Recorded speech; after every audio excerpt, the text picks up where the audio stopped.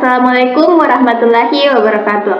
Kami akan mempresentasikan hasil dari kerja kelompok kami mata kuliah Bahasa Indonesia dengan judul makalah yaitu Sejarah, Kedudukan, dan Fungsi Bahasa Indonesia. Adapun nama kelompok kami yaitu yang pertama Rania Makfira, Siti Hajar Aswad, Nur Aulia Fosia M, Reski Aulia, Andika Sagita, dan Tiara Nur Agustriani. Sejarah Bahasa Indonesia. Berikut adalah sejarah bahasa Indonesia. Bahasa Indonesia adalah hasil dari pertumbuhan dan perkembangan bahasa Melayu. Bahasa Melayu telah tumbuh dari berbagai pengaruh budaya dan bahasa, termasuk bahasa daerah dan asing. Bahasa ini menjadi bahasa persatuan bagi Indonesia setelah diperkaya dengan kosakata dari berbagai bahasa seperti Sanskerta, Arab, Persia, dan Eropa.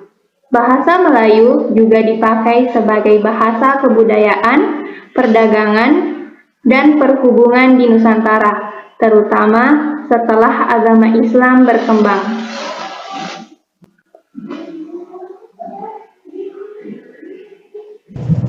Pada tahun 1928, bahasa Indonesia dikukuhkan sebagai bahasa nasional melalui Ikrar Sumpah Pemuda. Pada tahun 1945, bahasa ini menjadi bahasa negara melalui Undang-Undang Dasar 1945. Faktor-faktor seperti luasnya pemakaian, penggunaan dalam sastra dan media persurat kabaran juga mendukung bahasa Melayu menjadi bahasa Indonesia.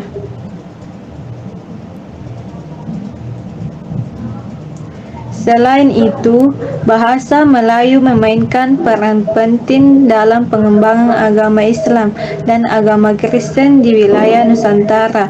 Bahasa Melayu telah menjadi alat komunikasi dan penghubung antara berbagai suku, masyarakat, dan daerah Indonesia, serta memainkan peran dalam membentuk persaudaraan dan persatuan bangsa Indonesia.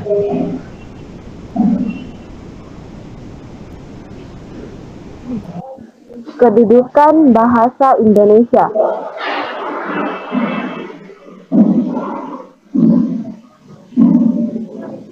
Satu, bahasa Indonesia sebagai bahasa nasional.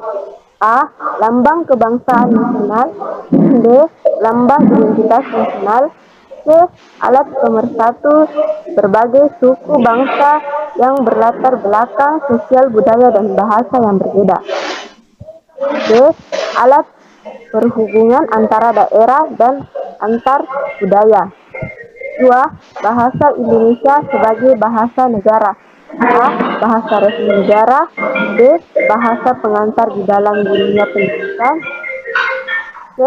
Alat penghubung dalam tingkat nasional untuk kepentingan perencanaan dan pelaksanaan pembangunan nasional serta kepentingan pemerintah. D. Alat pengembangan kebudayaan, ilmu pengetahuan, dan teknologi.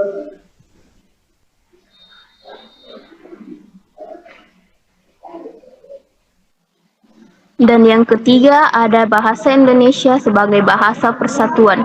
Bahasa Indonesia biasa menjalankan fungsi sebagai pemersatu bangsa Indonesia dari berbagai suku bangsa yang berbeda-beda latar belakang, sosial budaya, agama, dan bahasa daerahnya. Dengan menggunakan bahasa Indonesia, rasa kesatuan dan persatuan bangsa Indonesia berbagai etnis terpupuk. Keempat, bahasa Indonesia sebagai bahasa ilmu pengetahuan dan teknologi. Bahasa Indonesia berfungsi sebagai bahasa pendukung ilmu, pengetahuan, dan teknologi atau IPTEK untuk kepentingan pembangunan nasional, penyebarluasan IPTEK dan pemanfaatannya kepada perencanaan dan pelaksanaan pembangunan negara dilakukan dengan menggunakan bahasa Indonesia.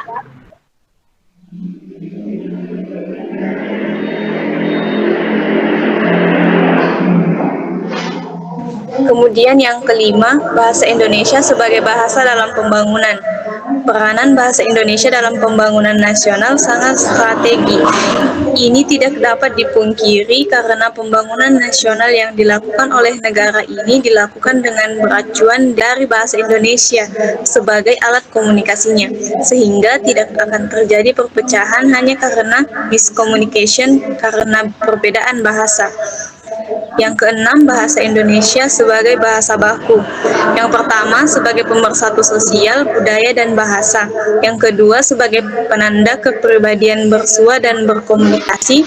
Yang ketiga, sebagai penambah kewibawaan sebagai pejabat dan intelektual. Dan yang keempat, sebagai penanda acuan ilmiah dan penulisan tulisan ilmiah.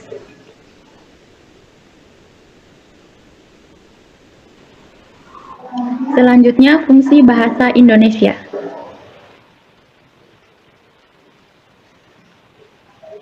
Fungsi bahasa Indonesia dibagi menjadi satu, sebagai lambang kebanggaan kebangsaan.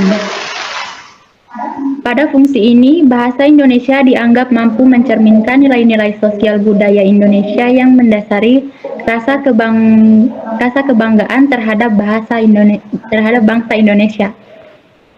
2. Alat penghubung antar warga, antar daerah, dan antar budaya. Sebagaimana yang kita tahu, Indonesia kaya akan budaya, suku bangsa, dan bahasa daerah. Supaya semua unsur itu bisa terhubung satu sama lain, masyarakat Indonesia harus menggunakan bahasa Indonesia saat berkomunikasi. 3. Sebagai lambang identitas nasional. Seperti halnya bendera merah putih dan simbol Garuda, bahasa Indonesia adalah identitas nasional lainnya yang kita miliki. 4. Alat pemersatu suku budaya di Indonesia. Dengan adanya bahasa Indonesia, setiap suku budaya di Indonesia bisa berkomunikasi dengan lebih lancar dan terhindar dari kesalahpahaman. Hal inilah yang bisa memicu persatuan dan keharmonisan antar suku budaya di Indonesia. Sekian, terima kasih.